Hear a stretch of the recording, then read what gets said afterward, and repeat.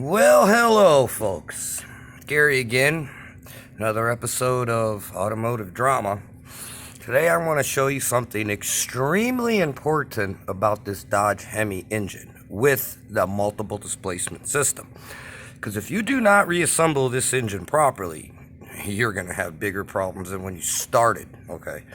Okay, this is a multiple displacement system. Now, how this works, I've explained it in other videos. It literally shuts off 2 cylinders on each side, so it goes down to 4. Okay, this technology's been around. Cadillac used it a long time ago. It didn't work for shit, but technology has changed. Okay, this thing is actually kind of got me wondering. But number one, when you do order these, make sure you get the MDS. And note how it says MDS front, MDS rear. It's kind of hard to read, but I'm not touching it right now. Secondly, when they come in the package and they look like this, and you don't know which way they go, and you don't put them in properly, the right way, there's 2 of them that don't have the MDS system on it, and 2 of them that do, and they come in a pair of 4s. So you better make sure you get these things straight when you put them back in. Of course, you always generally soak them in oil, and you'll see the bubbles just...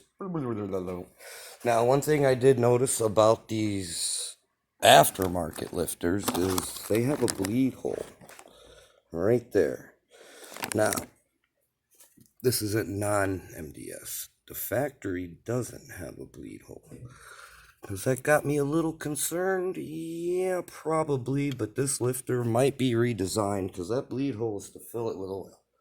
Okay, so does that kind of concern me a little bit? Yes, but does it say MDS? Yes.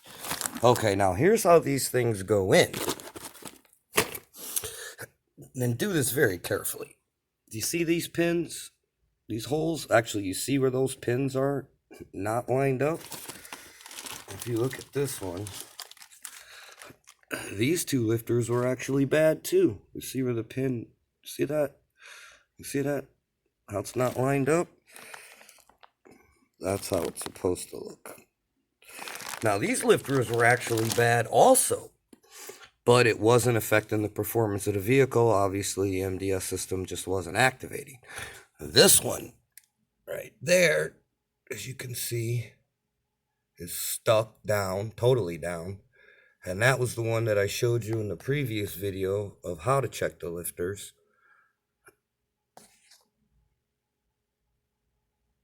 That one actually doesn't, see how it's stuck down? It should not be stuck down. So actually all 4 of the lifters on the MDS system were bad when I took this apart. I did not know that until I took it apart. Oh, secondly, in the parts store's infinite wisdom, they actually sent me the wrong head gasket. This is for the big motor, okay? This is for the little motor, 5.7. I hope y'all can read that. Yeah, see, 5.7. I mean, you can obviously see a huge difference in design. The block's actually different. It's similar. You still have to pull the head to take the lifters off, but they just reinforced all of this area because they were going to give it more horsepower and torque, so they beefed the block up to make it more durable. Very smart on Chrysler's part. Gotta give them that. All right, now, if you saw another previous video of why these guys said it didn't have compression, and I showed everybody why I did a cylinder balance test, and it was 18% at 100 psi, and the more I cranked the max the gauge out, it just almost went down to 0. I probably didn't show that on the video because sometimes I don't have time to do everything. You see that down there? That's Marvel Mysterio. Now, this cylinder came up dead on, I mean, not leaking anything. When I got it apart, and this is where the cylinder was when I did cylinder balance test, at the bottom. I don't know if you can actually see that. Yeah, a little bit. There's rust damage, water damage. Now, if that being blue and got overheated, this cylinder would be junk. I gave it, if you saw the oil, I gave it the old mechanical hydraulic test, and it pretty much held that oil there for 2 days and didn't leak a drop, so I know everything's good. Now, also when I got it apart, I found out this thing had a puff of white smoke in the morning. White, blue.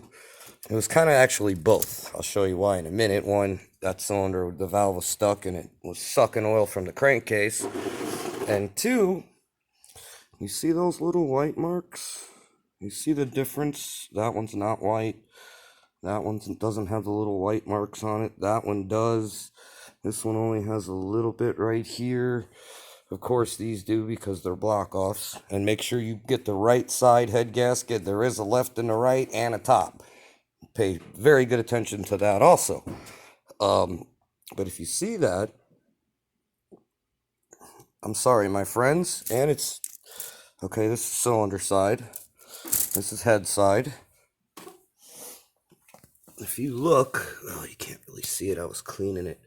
There is a white powder on the bottom of the cylinder head in the combustion chamber. It's really hard to see on some of these cylinders. There's some right there. I was cleaning on carbon off of them. But you see that little bit of white powder? And it's still a little bit there, but I kind of already hit it too much with the Marble Mist oil. Yeah, but you can actually see how it's kind of a white powder. Even in the centers, a little bit of a white powder. Even the tips of the plugs have a little bit of white powder on them. That is coolant. And what was going on was one of two things. The head I already checked, it's straight. And if the head was warped, this thing would never run right. It would blow coolant everywhere, overheat, and it'd just be a nightmare. Secondly, torqued to don't yield head bolts. I looked it up. They are, you torque them down to a certain degrees and another 90 degrees. Yes, they were either stretched and beyond holding the head down, or, and I'm not going to lie to you, I think somebody's already been here. When I took this thing apart, they didn't feel real tight to me. Okay, and you know, you only crack them a quarter turn at a time when you're taking them apart, when you first loosen it up, because you don't want to warp anything. So I made sure I ordered new head bolts, but I think mainly the main problem was that these head bolts, they're torque to yield, which means they stretch, and they're like springy, and that's what keeps the head clamped down. Well, I think they stretched out. I haven't got a new one and compared to see if there's actually a length difference. I'm probably not gonna, because it's a waste of my time. I got new ones. But I killed multiple stones. I killed multiple birds with only one throwing of a stone on tearing this motor apart. I said that right? Yeah, I said that right. So now, that cylinder, it will run. You might get a little bit of tiny puff of smoke here or there. Nothing like it was doing. Anyways, so if you ever come across one of these, make sure you pay really good attention and you mark everything and put it right back the way it comes out. Now, when you pull these out, if you turn them a little bit, you'll see this wedge right here.